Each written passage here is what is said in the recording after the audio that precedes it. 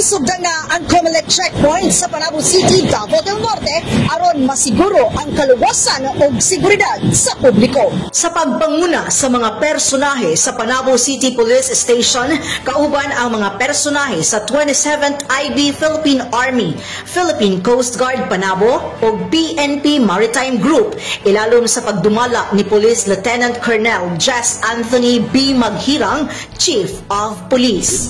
Sa basic ma'am, stop sila ma'am, tapos roll down the window, tapos open the light. Then basic bag ang police mag-greet sa ila o good evening, COMELEC checkpoint lang po. Tapos o na yung mga alanganin nga kilos ma'am, mabuksan na pablihan na mo ilang compartment.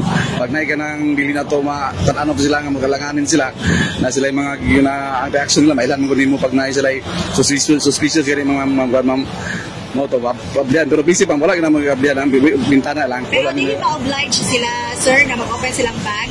Wala ma'am, hindi lang, bawal na ma'am.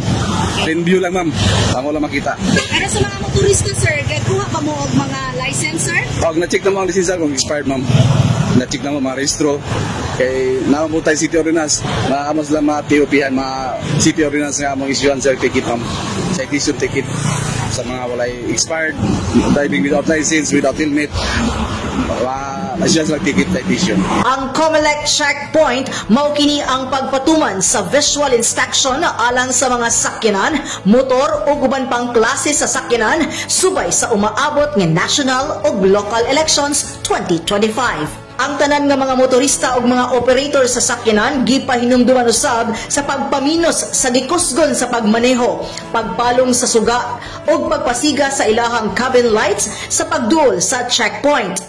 Og dili kinahanglan nga panaugon pa ang mga sakay o driver niini. Kailangan lamang nga iandam ang lisensya o ang ORCR sa sakyanan. Dugang pa ni Police Lieutenant Bantilio nga mutuman kita sa maong balaod aron sa mas hapsay nga eleksyon.